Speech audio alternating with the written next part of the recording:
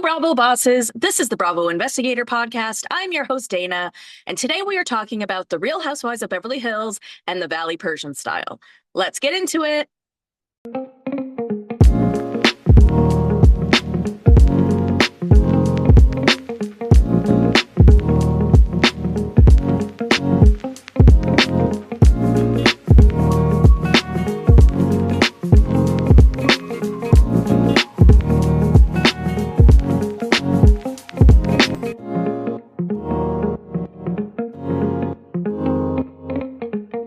Happy Saturday, everyone. I hope everyone's had a good week. And because I am me and a Canadian, I am starting with an apology, like I always do. My apologies that this episode is coming out late. Obviously, this episode should be coming out on Fridays, but I was not feeling well yesterday. I was just feeling so under the weather. I couldn't really even peg what it was because now I feel fine, but I was just sneezing like crazy, throwing up a little, which doesn't necessarily mean anything that bad. I'm a thrower upper. I do it quite a bit.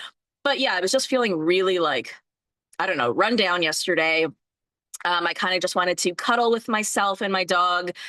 And by the time I was like, okay, it's time to record, I kind of just needed to go to bed. So apologies, but I am here today to chat with you guys. And I think that maybe we should kind of just chat the new schedule and see what's up.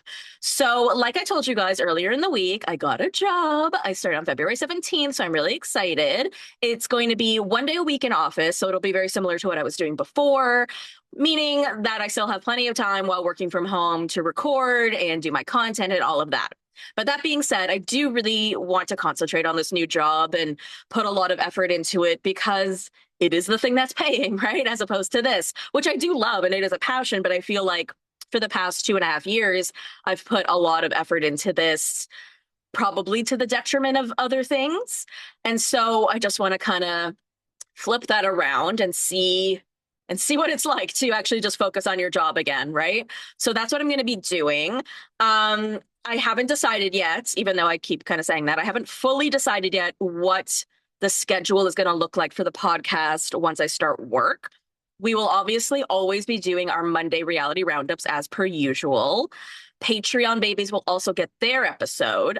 I think that it's sort of just going to depend on how work is going and basically how much free time I have.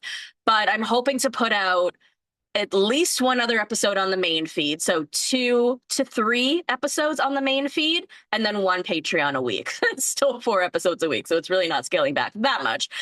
So Monday reality roundup. And then I was thinking later in the week, I could do the Valley Persian Style, Summer House, and Southern Charm all together in one episode. And then I was thinking maybe doing Real Housewives of Beverly Hills on the Patreon, because on the Patreon, we're doing Vanderpump Rules from the beginning. We just finished season 1. Oh, and by the way, this week we have a special episode on the Patreon. So a friend of mine is actually going to be on Lola Ken's podcast this week. So I think it's going to come out on Monday. And then on Wednesday, you guys will get the Patreon episode to hear all of the behind the scenes of what that was like. So that's going to be really cool. But yeah, I was thinking that way I sort of cover everything. We got our news episodes on Monday. We'll still have the recaps of pretty much everything. And yeah, I feel kind of good about that. I think that kind of makes sense. Now, for this coming week, which is a bit different, I just kind of wanted to go over the schedule. There is no 90 Day Fiancé airing this Sunday. So there won't be a TLC Tuesday this week, but we will have our Monday reality roundup. Then on Tuesday, February 10th, is when Love is Blind airs, and they usually release the first 6 episodes. Now, those of you who have been listening to me for a long time know that when I recap, I have to watch everything at least twice, sometimes 3 times. And with 6 episodes, that's going to be a lot. So my goal is to watch it all twice on Tuesday and then release you guys an episode of Love is Blind on Wednesday. Patreon babies will also get your Patreon episode on Wednesday. Thursday, we will do like regular Southern Charm and Summer House. Friday, Real Housewives of Beverly Hills and the Valley Persian Style. So I think that that's what we're going to do as of next week. But I definitely will continue to cover Love is Blind regardless of the regular schedule. So like I said, reality roundup.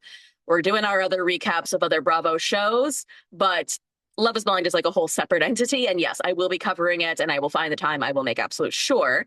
And then the day before I start work is the America's Next Top Model documentary. That I'm really excited about. I think instead of Reality Roundup that week, because that comes out on February 16th, which is a Monday, I think I'm just going to recap that instead of the Reality Roundup that week. It's 3 episodes, it's on Netflix, so I'm going to watch it on the 16th, watch it twice, and then record later that day. So that way, I think we've covered all the cool stuff that's still going on. And yeah, it's going to be a ride, you guys. It's going to be fun.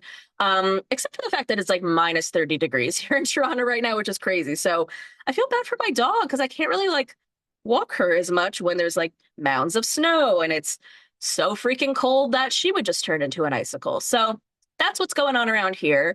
But after I record this, I'm basically just gonna chill for the rest of the weekend and just try to like enjoy the last little bit of unemployment I have. But that being said, I'm also gonna try to clean up a bit too, because I kind of did this thing in my mind and physically where I like didn't clean or like didn't really take care of myself for a while because I was so depressed about everything going on.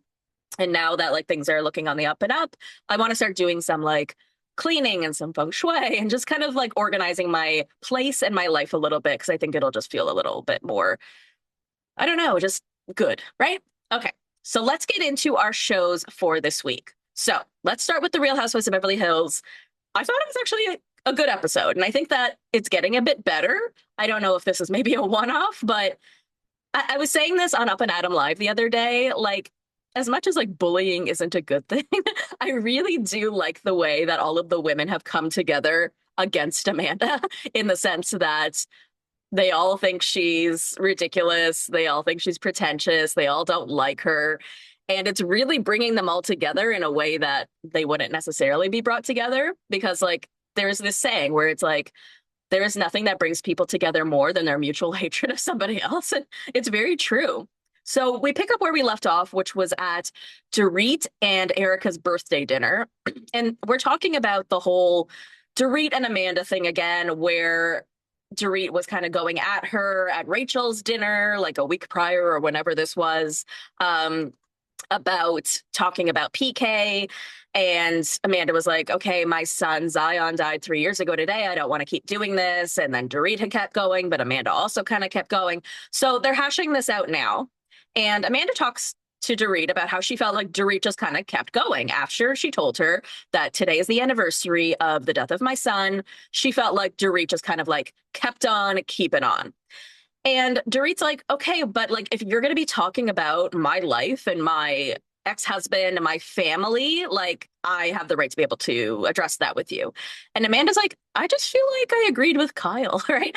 And this is funny because like I don't like Amanda. This is obvious, right? Nobody likes Amanda. But on this, I mean, I don't like that she's blaming Kyle. Like, that's not cool. But I don't really feel like she had a hard and fast opinion on this whole thing. Like, yes, it came up a couple of times in a couple of scenes with a couple of the women where they were talking about Dorit bringing up PK and being a bad dad and not, I don't know, just all the shit talking that she's been doing. And they were saying that, like, this is going to make things harder for her. And Amanda's like, yeah, I really don't think she contributed in this major way. But what Amanda doesn't seem to understand is like, this is typical housewifery, right? Like, Dorit coming at you in that way, aside from it being the anniversary of your child's death, Amanda is saying that regardless of that, it was still like being accosted and it was inappropriate. And she's never been spoken to that way in her 40 years of living. And what are you talking about, right? Like, have you never seen this show before? And I don't believe people when they say that they haven't. And even if you haven't, this wasn't that bad. Like, you even have Sutton whispering that in the corner. She's like, the way that Dorit came at her really wasn't that bad, right? Like, it's a little aggressive, but that's what, again, housewifery is. It's the point of trying to like talk about these things. And it's not always in a rational manner because that's not interesting to watch. It just isn't. So Dorit kind of feels like with the Kyle of it all, right? Because this sort of came from Amanda saying that she agreed with Kyle and Kyle feeling like Dorit shouldn't be talking about PK on TV. Dorit feels like Kyle having an opinion is different because they've known each other for a long time. So she feels like it's different than Amanda having an opinion. That being said, she doesn't like what Kyle is saying, and she feels like Kyle is trying to color Amanda's image of her. Maybe, but like, who cares, right? Like, nobody likes Amanda. So like, Dorit, do you really care what Amanda thinks of you? Like, I wouldn't. Now, Dorit doesn't like the way that Kyle is talking to Amanda about her divorce, which I guess I would understand, but Kyle feels like everything Dorit is saying about PK will just poke the bear. Like I agree, right? It's it's a difficult dance for Kyle at this point because she's not in a good place with Dorit. I don't think that she's bringing this up with Dorit for any malintent, right? Like, yes, she still talks to Mo and she's close with Mo, and Mo is close to PK, so she probably knows a lot of the other details that maybe other people don't know, and that's why she's being, I don't know, kind of hard on Dorit. But if she wants to have a relationship with Dorit, she either needs to just like fully support her or fully just stay out of it. Because there's just almost nothing that she can do right in Dorit's eyes at this point. And listen, I'm not pro Kyle in this season. I typically am. Like I am typically a Kyle apologist, but the past couple of seasons it's been difficult. I just think in this difficult situation, the best thing to do is really just support her. And that's what Rachel ends up saying later on too. She was just like, I don't really understand why everybody is coming at Dorit for the way that she's handling her divorce because what we really need as women is just to support us. Just say, like, I'm here for you. I'm here for everything that you need. It is difficult, though. I mean, I've been in that situation myself where I had a friend who was going through a divorce. And, like, honestly, some of the moves that she was making didn't really make sense to me. Like, for example, like, she had all of these weird expectations for him where she wanted alimony, but like she has a master's degree and several jobs. She was a nurse, a manager, like several other things, but she wanted to keep up her kids' lifestyle. Then she also had him paying the rent of where she was living. Then she had also bought a place and was renting that out to her boyfriend. I don't know. The expectations that she had for the ex-husband were weird. Like she came back from a vacation with the kids and she had just moved into a new place and she thought that the ex-husband would have the house all set up for her with beds for the kids and she was like baffled that he didn't. And I'm like, your expectations for your ex-husband are just weird to me. But the main point is like she hates him. All these things are going awry and but then she like wanted to go on a trip to Paris with the kids and he wanted to go too because he just didn't want to allow her to like take the kids without him. Narcissist. And even her lawyer was telling her, like, it's not a good idea to have him come on this trip, right? Like, yes, there are some people out there who can be divorced and go on family trips and stuff like that. You are not in that stage right now, okay? You are literally going through legal paperwork back and forth right now where he is like being contentious. He's not providing you the documents that you need, which is ending up costing you an arm and a leg in legal fees because the longer this goes on, the more this costs. And you think it's a good idea to have him come on this trip, right? So it left me in this difficult place where I'm like, I I want to support her as a friend, but I feel like the moves that she's making are kind of odd, and I want to tell her that. But then at the same time, I just felt like it wasn't my place, and it would probably be best if I just supported her and just said, "You're right, hon," and just kind of dealt with it in that regard, because it's such a just weird place that people are in during that time where really all they need is just that support. And I do agree with Kyle. Like, I'm not going to say that I don't agree that Dorit probably shouldn't be doing that because it is going to make things more difficult, right? Like, PK has proven to be a contentious person. He's great when he's great, but then when he is mad at you, he will try to ruin your life, right? He is making things very difficult for Dorit, whether Kyle believes that or not. And I think that I understand why she wants to talk about it on TV, but I think it is going to make things more difficult for her, right? Like, I do think that it is. That being said, I love her doing it, right? I think it's awesome. Now, PK has come out on the internet saying, I would never speak poorly about my ex-wife or the mother of my children. It's like, okay, PK, you've done lots of other things. So let's call a spade a spade. So Dorit feels like Kyle like would have come to her once if she cared about her and talked to her about this PK thing like once, like off camera, for example, but she just doesn't feel like Kyle is doing it with like good purpose because instead she's repeating it over and over to people. I don't know. That's what the show is for, right? Like that is what we do. We talk about other people's lives and we form an opinion. Rachel tells the camera that a friendship is being open and honest and real. And she just sort of feels like at this dinner, people are feeling like they can't really be open and honest and real because of like the ramifications of that. Now, Dorit alludes to the fact that Kyle knows everything that's going on with BK because she talks to Mo. But Kyla's like, I've been keeping my mouth shut and came to you later and said, I don't want to create more problems for you or for yourself. I don't want you to create those problems. So Kyle, again, is just trying to be like, I'm trying to like, not say a lot, but then at the same time, I also am trying to help you. Dorit doesn't seem to realize that people telling her she shouldn't talk about PK is like just trying to help her and that there just isn't malintent. I think she's just in this place where she's just fighting all of these battles, right? So she just feels, I mean, even think about PK. PK was someone in her life that she truly trusted and loved. And then he flipped on her. And so maybe she's just in this, what's the word I'm looking for? Like fight or flight. She's in like this fight or flight mode where she feels like everyone is coming at her. And that's not necessarily the case. Now, let's go back to the Amanda of it all, where she's going on about how like she would have never been spoken to that way in any regard in terms of the way that Dorit spoke to her, even if it weren't the anniversary of Zion's death. Now, Bose jumps in here, and I absolutely love this. I thought this was really cool. She's like, yeah, but that's part of life, though. You can't control how people can come at you. And Amanda says, so you've never set a boundary with people on how they speak to you? And Bose is like, well, no, because how would I enforce that? It can't always be your way. Oh, I thought this was really fascinating because I kind of tried to think about this in terms of my own life. Like, I've definitely set boundaries with people, and I'm like, don't talk to me about my weight. Don't talk to me about dating. Don't talk to me about whatever. But I think what Bose is saying more so, it's like you can't control the way that people come at you necessarily, right? Like the tone or the delivery, the topics maybe is a whole different story, right? Like I'll say to people, don't talk about this topic with me, but the way that somebody comes at you, yeah, I guess you can't really control.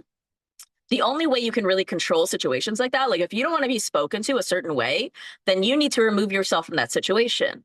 And Amanda, you're on a show, right? And we've been talking about this before. Like this one isn't that bad. Two, this is typical housewifery. And so for you to say like, oh, I set boundaries in my life and I don't allow people to speak to me that way, well, then you're on the wrong show or you're on TV and you shouldn't be on TV because this is what this show is. It is fighting at dinner about small, petty things. Like, that is what this is. And Amanda's like, in my 40 years of living, I've never left a dinner party crying. And Dorit is like, didn't you run away from a cult? Now, this is not cute when Dorit said this, for example. And this whole cult of it all, I have not looked into it. It's my understanding that it's now been like scrubbed from the internet because she did write like this whole article on it like 10 years ago, but now it's gone. I heard on Chi Judgy Girls, who did do a little bit of research into it, that it wasn't really like a cult. It was more like a Mary Cosby Pentecostal church sort of situation. But regardless, I do understand what Dorit is trying to say here. She's saying like, so you ran away from a cult, which would imply that you were being like tortured and like terrible things were happening to you. But in your 40 years, you've never left a dinner party crying because somebody, quote unquote, accosted you verbally. You must have been through so much more in a cult. You must have cried a lot. You must have been through real shit, right? Like, let's assume this is a real cult. The comparison is uncomparable, right? Like for you to say, I mean, again, not cool of Dorit to bring this up, but the point that she's trying to make is like, if you were in a cult, you were being brainwashed and tortured and all of these things. How could that not have been worse than a dinner party where Dorit is just raising her voice to you a bit? So that's her point. Now, Bose tells the camera that we all have to have tough conversations and we can't control how people speak to us. And Bose is absolutely right here because that is what the show is about. It's having those tough conversations. It's having them out loud. It's having the conversations that you wouldn't necessarily normally have with anyone, right? It's saying all the inside stuff out loud. Now, Rachel ends up having just like a really tough time during this entire dinner because of her divorce. She's just kind of getting emotional about it. And she ends up going to Kathy's like the next day and talking about her divorce and how she like didn't want her kids to really know about it. She didn't want it to be in the papers, but then it ended up just becoming this big thing. And she expresses how she's worried about being judged by this group of women for how she's handling her divorce because she felt like they were judging Dorit and not giving her grace. And, she feels like people in their position just need support, like I've said. So this is really interesting because that means she's looking at the Dorit situation and the way that the girls are handling it at the dinner, and she's relating it to herself. And she's like, wait a second, are they judging me? Do they think that me talking about Roger in a negative light affects me. And I think it's different because one, she really isn't talking about Roger in that negative a light. Um, with Dorit, because of the way that PK is and how he is sort of like fighting her left, right, and center, which we're all aware of, and with Dorit being on the and with PK like having been on the show before and Roger not, I think it's just sort of different. I do understand why she feels like she would be judged. But I really don't feel like the women are judging Dorit. I really feel like they are just trying to help her. But again, it's like that whole concept of fight or flight and having your backup because you're going through one of the most contentious periods of your life. So I understand why Rachel is looking at it that way and being like, oh my God, look how they're judging Dorit. But I don't really think that's necessarily what was happening. I think that's just how Rachel is viewing it in her mind, just because she's got her backup right now. We also get a little tidbit of information about Mo. Oh God, you guys, I can't even say this out loud because it's just becoming ridiculous. Mauricio would like to become a DJ. You heard this correctly. I need some information about what are the pros versus cons of being a DJ because it seems to be the trajectory of every Bravo Lab as of late. And I want to know why. What is fun about it? Because, okay, maybe there's a staying out late, which is not really something that I'm into. I'm not really into loud music or partying. Is that what this is about? Because, Meredith Marks and Dorina Medley, like, are not really the stay out late, partying with loud music type of people to me either. Um, and for him to say like, oh, well, I have all this time on my hands. I don't know, Mo, maybe you could have put that time on your hands into your relationship with Kyle and I don't know, making her feel seen. But anyways, Kyle calls him Mau-Mentum, the DJ, and like, I cannot watch any more Bravo Labs take DJ lessons, which I think is hilarious that that's a thing. DJ lessons. Okay, then we get this scene of Bose and Keely meeting with their doctor about her fertility. So we know that she was doing IVF, and the doctor basically tells her that her eggs are too old in a sense, and to consider maybe using somebody else's eggs. And it gets so emotional for her to the point where she ends up leaving the call because she's so upset. And for her, it feels like grief because it's hard not to get excited about these things, right? Like it's just IVF, but like because she had these eggs and these embryos, she felt like she had already sort of created a life for them. And so it felt like they died, right? And she's already been through so much trauma when it comes to childbirth and having kids that I'm really mad at Keely for doing this to her. I swear to God. And I will say this again because I've said this a million times. Why is he dating someone this old when he wants kids? I'm not saying it's not possible. It is possible, but it is not likely. And this is not age shaming Bose whatsoever. This is just like a scientific fact. She's 47 years old. If he wanted kids that badly, why is he dating someone? Why would he even start a relationship with someone where he knows that that's not a possibility? And given what her body has been through in terms of her previous pregnancies, like Keely, leave her the fuck alone. Like, it's really upsetting to me, quite frankly. Like, I can't keep watching her go through this. I really, I know that she's doing it so hard because she knows that it's something that Keely wants. But what's going to happen if she can't do it? Is he going to leave her? Because they are engaged. And he may not leave her, but he's definitely going to resent her for the rest of his life if it doesn't pan out.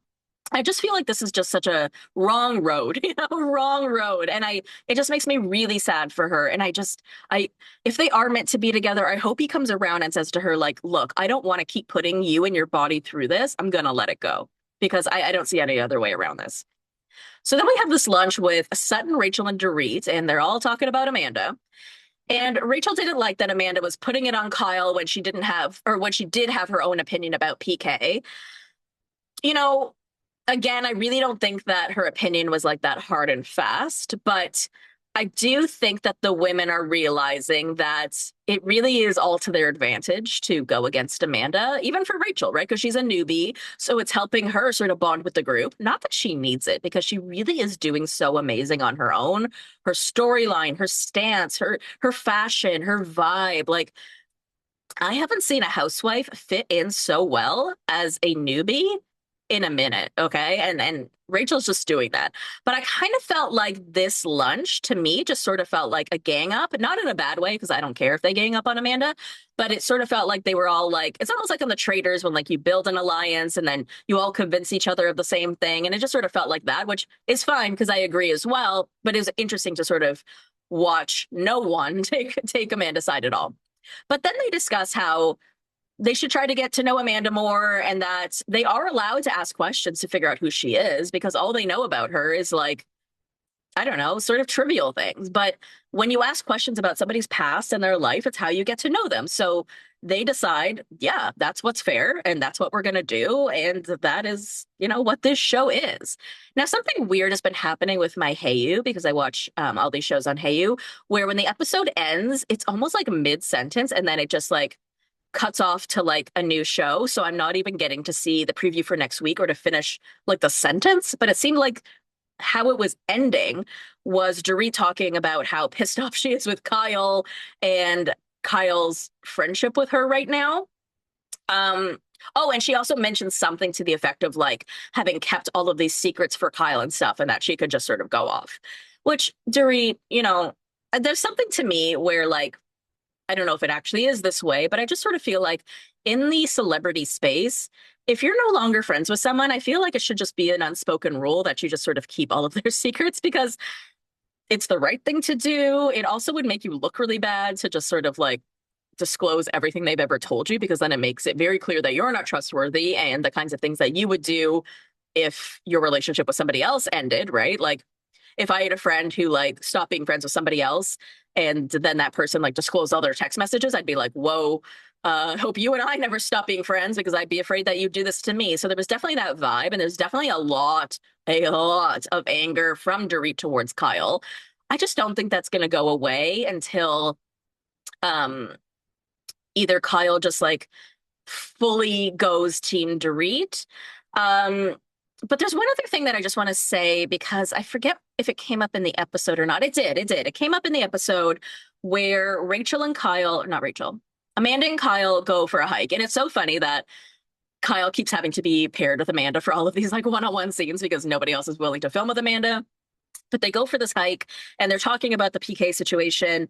And Amanda says something to the effect of, like, I understand, Kyle, that you have maybe a different opinion about it because you have more insider information and because you know PK and because you don't feel like this is the person that he is. And I think we've talked about this before, but I just want to mention it again. I think it's very unfair for Kyle to have any opinion about who PK is as a dad, as a husband, or any of that. Because yes, she has spent a lot of time with him, and yes, Mo is friends with him, but that doesn't mean you are inside their home or inside their marriage. It is no different than Kyle coming over to Dorit's house and having a lovely dinner with her and her family, and them leaving, and right after the fact, PK beating the shit out of Dorit. I'm not saying that happened. I'm not saying that at all, but it's like saying, oh, I don't believe that that happened because I didn't see that.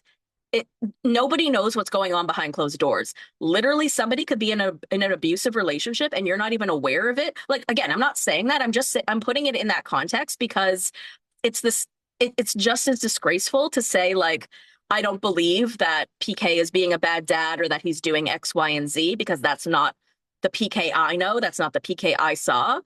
Okay, well, the same as, oh, what's the name of that guy from that 70s show? Not Ashton Kutcher, but the one who went to jail for rape, right? Like Ashton Kutcher and Mila Kunis ended up writing him a letter for the court saying that he's a great father and he's a great husband and he's all this because we've been around their family. Are you around them at night though? Are you around them 24 hours a day? No, right? So you have absolutely no idea what he's doing on the back end. You don't know if he's a shitty father. You don't know if he's beating up his kid and his wife. You have absolutely no idea. Same here. PK could come off like the greatest guy in the world, but then every night when no one is looking, he beats the shit out of Dorit, for example, right? So to me, it sort of is the same thing. For Dorit, for Kyle to say, I know PK, I know he's a good dad, I know he's not all the things that Dorit is saying, you can't fully say that because you are not in their relationship and you don't live with them. You do not know what happens behind closed doors. And it's no different than saying, like, I don't believe a woman who said X because I didn't see it for myself. So I really just want to make that point because It's really unfair for Kyle to have any opinion on who PK is as a husband or a father when she is not in their family and not in their relationship. So that is that for the Real Housewives of Beverly Hills. Let's take a quick break and then we will come back with the Valley Persian Style. Okay, you guys, the Valley Persian Style. This is episode 6, I believe. So that means we only have like 2 left, which is crazy. Now, no one has actually announced that this is an 8-episode arc, but I believe I heard that many places. And I guess they're not getting a reunion because we would have seen that they were filming it by now. And, if with only 2 episodes left, they would have filmed the reunion by now. So I guess that's not happening. It's interesting what shows they determine deserve a reunion. I guess in this regard, no, I mean, in this regard, I feel like I'd want to see it, right? Don't we want to see MJ and Tommy post-divorce kind of go at it on a reunion stage, right? Like that would be kind of interesting. Anyway, we pick up where we left off. We are in Palm Springs. Um, this whole incident, I honestly find just so interesting. This all started with Sky talking about how she doesn't really like the Valley and she doesn't like living in the Valley. Then she ends up getting in a fight with like basically everyone about it. She gets up from the table and leaves. And Bombshot does not get up. Not only does he not get up, but during the entire fight, he does not say a word. So he's still sitting at the table while his wife has left, okay? And Bombshot and Tannen are still at the table. Tannen tells Bombshot, she didn't like what Sky said about the discount. And he agrees. And that really wasn't cool because Sky, I guess, felt like everybody was coming at her about like not liking the Valley. Then Reza tried to come at her with the whole you put Tannen's lotion or serum or whatever her new product is on your dog. Do you think that that's a good look? And, it wasn't Tannen in this situation saying anything, but then Sky just turned it around on her and she was like, all the jewelry that I give you at discount prices, like, how dare you say this about me because I give you like all of this stuff. And it just made it look very like, oh, so Tannen can't have an opinion on something or Tannen can't be upset about something that Sky does because Sky gives her discounts on jewelry, you know? And Reza ends up going to try to talk to Sky, who is getting ready to leave, but he's not doing it in a good way. He basically goes in there, he calls her pretentious and stuck up. So she tells Reza to get out of her face, right? Like, I don't understand why he has such issues with her. It seems like there's something maybe more deep rooted than we're aware of, because again, this entire thing is about Sky not liking the Valley. Right? This just seems extremely trivial. So Sky tells the camera that she doesn't think of herself as better than anyone else, but has boundaries and respect for herself.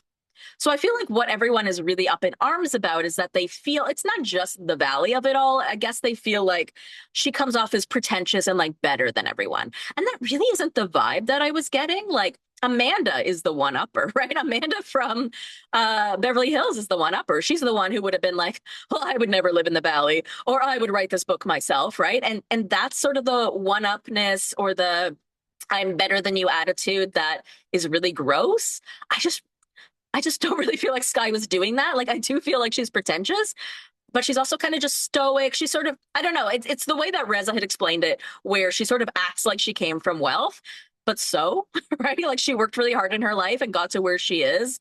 And if she wants to live her life a certain way, let her do it. I really don't feel like she's hurting anyone in the process, except Tannen. And that's, to me, really the only place where this has any legs because Tannen feels like kind of hurt by her friend. She feels like her friend kind of turned on her.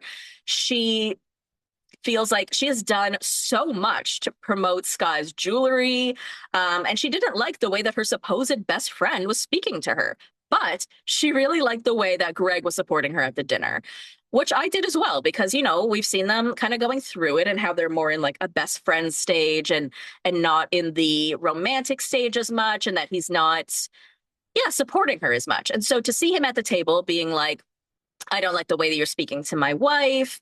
I don't like the way that you're speaking about the Valley. It's where I was born and raised. And so she felt like, okay, my man, my man, my man, my man. And I kind of like it. So now we're at home with Sky and Bombshot, and we're having the conversation that we obviously feel we need to have. Now, she talks about how she felt like she was in a cage with hyenas, and she did not love that Bombshot stayed at the table. Nobody would, man. Nobody would. Sky also talks about how she was really hurt that Tannen didn't stand up for her because she feels like if you're going to be her friend, you have to support her and have her back. Now, Tannen tells the group that in previous fights with Sky, Sky has told her that, or she has told Sky that she feels like Sky doesn't meet her halfway when they get in fights. And she actually agreed. But Tannen is hoping that Sky reaches out and apologizes because she feels like she's hit her limit with Sky. So I think that this is really interesting because it shows, we saw them as like coming in to this show as best friends. And then within a few episodes, we see that it's really not all sunshine and roses because Tannen has sort of been building up some resentment towards Sky because of the way that Sky treats her.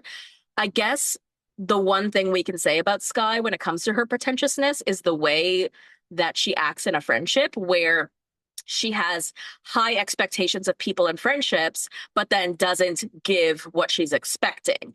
And that hurts Tannen, right?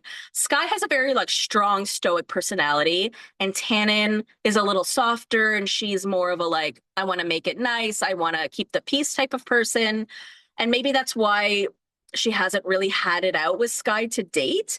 But you can tell from this episode that she has been harboring this resentment and that she doesn't really like the way that Sky has treated her in the past, and she feels like maybe this was sort of a last straw for her. Now, Bombshot tells the camera that it's hard to be with someone who holds grudges with regards to Sky, and I can imagine that, right? I guess he feels like, he knows when he's wrong, and he feels like it's fine to have conversations about him making mistakes, but then he feels like she's just going to keep bringing this up for the rest of our lives. I do think they're going to be fine and they're going to make it or whatever. I think that they do have a very strong foundation and a strong marriage. Everybody has flaws, right? And I just really don't understand overall why the group was so anti-Sky. I understand the situation between her and Tannen, and I feel like that needs to be more rectified, and I feel like that's like a real relationship. But the way that the rest of the cast was coming at her for not liking the Valley just seemed a little ridiculous to me, to be honest. Now, guess who appears in this show as he appears in every show? Mauricio. God, why is he always around, right? This guy is literally filming for 3 housewife shows right now. He has been on more housewife shows than any of the housewives. Think about it. He's been on Potomac. He's been on Beverly Hills. He's been on the Valley Persian Style. He's also been on like $1 Million Listing and stuff like that. So like this guy, he gets around. So he's talking to MJ about growing her career because she's a real estate agent. And she said that now that her son is in school, she wants to level up her career. So she's talking about door knocking and stuff. And what's his name? Mauricio's like, no, we don't do that. You need to use your social media, right? Like you have this huge social media following. I believe in you. I think you're going to be able to do great, but you need to realize that you are going to miss some school pickups and drop-offs, right? If you want to level up your career. And she seems kind of, that seems like a hard idea to her. And that's sort of how I feel at the concept of like, why I didn't apply for jobs that were like 5 days a week in office. I'm like, what do you mean I'd have to be away from my dog for 5 days a week? Like, that's crazy. I would never, right? But I think she has to learn that balance, right? If she wants to focus on her career, but also focus on her son, it's just a balance. So we get this scene where Sky and Reza Jackson get together. I did not know that Reza Jackson was sort of like the voice of reason, but he sort of acts as like this intermediary mediator during this episode. And he says that that's always been his way with his parents. And this is just what he's good at. And it's like, whatever, man. Find your spot in this group and find your place. And I'm happy for you. So Sky tells Reza J that she isn't going to be friends with Tannen and Greg again. And Reza's like, don't you think it's crazy to end a friendship of 5 years over something that is fixable? And she explains that the whole like rubbing the serum on her dog was like, it was oily, so she needed to get it off her hands. Tannen knows how much she loves her dog, so Tannen should know that it wasn't a bad thing. I am honestly still trying to understand why this was a big deal. Is it a disrespect? Is that what this is about? Like, this is my product, this is my serum, and then you're putting it on a dog? Is that what this is? But like, if it's such a wonderful, beautiful serum, why wouldn't you want to put it on your beautiful dog? Like, I don't understand. I'm like, literally, if we get a reunion, it's because I need to know the answer to this question because it is becoming a running theme, but I also don't understand the problem. And maybe I've just, is it a Persian thing? Sometimes I'm just like not, I love how Reza, and I brought this up in like the first episode, or I brought it up with my friend Yana Firestone on her podcast, but like, I love that in the beginning, Reza was explaining all the Persian things to us, like Persian people talk about money, Persian people do this, Persian people do that. And it sort of gave me that context for, yeah, something that I don't know a lot about, which is helpful because as a podcaster, I don't want to be going on and on and on about something that I think is inappropriate when in fact it's just a Persian thing. So is this a Persian thing? I really just don't know.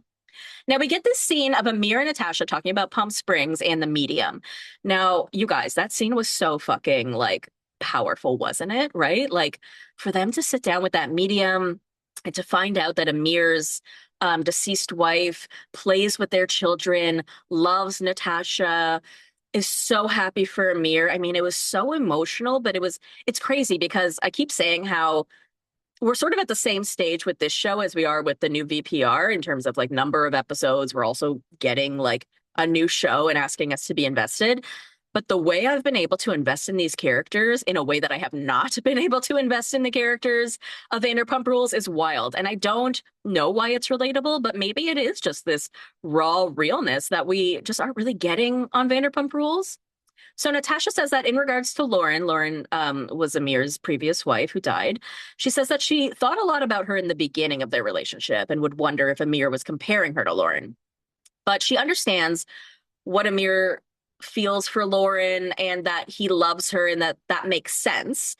And that it's a hard time of year for her when Amir goes to visit Lauren's grave. So he goes in October, which is the anniversary of her death, but it's also her birthday. And while she understands that he's doing that, it is hard for her. It's such a difficult dance, right? Because it's almost like, listen, I'm no therapist, but like I think there's like a level of jealousy that comes with this, which just feels so irrational because you're jealous of someone who is no longer here, but you're jealous of a love that they have that is maybe incomparable in your mind. But Amir is just such a good husband in that regard. He says he is so thankful for Natasha. He loves her so much. And he offers for her to come with him when he goes to visit Lauren. And she says that she would like to do that with him, which I think is interesting. I mean, to each their own. I feel like if I were Amir, I feel like this is something that I would still want to do alone because it would be like my one separate thing that I do with my previous wife, just to have that, what do you call it? Like that special time together where they're alone in a way that Natasha can never really understand. But I also understand how it's beneficial for Natasha to really be a part of that because Amir is her partner. They have a whole ass family, 3 kids, and a whole life together. And his trauma is her trauma. And I like that she wants to be as involved in that as possible. So then we get this scene of Gigi and Amir getting together with Dennis. And I guess Amir is there as like the money person because he's an accountant. They're there to talk numbers and Intimately Gigi. So Intimately Gigi was Gigi's previous like lingerie line or sex toy line or whatever. And she feels like she's got to work with Dennis. She's got to make this all work because she needs to buy a house. She needs to figure her life out. And the best way for her to do that is to get back involved with Dennis and do this whole Intimately Gigi thing. So we get to sit down there and that's kind of it. It's interesting with Gigi and Dennis and this whole thing because Gigi's one of our OGs, right? So in theory, you would think that she would have the biggest storyline, but it's really like more so the side characters and the people that we're just getting to know that have the bigger storylines. And I feel like Gigi's storylines are very manufactured, like bringing Dennis into your life. I don't know, getting so upset with him because he dated your friend when you only got married to him to make somebody else jealous. Like it just doesn't feel genuine, but I also just don't feel like I know her that well, even though people keep saying that she's the exact same person. But yeah, I'll definitely be spending the rest of this weekend catching up on Shaw's. But yeah, Gigi is an interesting character. So if she ends up getting Intimately Gigi up and running, good for her, right? Because like if you can monetize off a business and you can do that, good for you. All right, you guys, that is the end of the episode. I hope that you enjoyed it. I will see you back on a Monday for our reality roundup. Until then, follow me on Instagram, TikTok, Threads, subscribe to YouTube, join the Facebook group. All of the things are linked in the show notes. Join the Patreon at patreon.com/The Bravo Investigator Podcast. And I love you, BBs. I will see you next time. Thank you for listening to the Bravo Investigator Podcast. For more content, head over to patreon.com/The Bravo Investigator Podcast.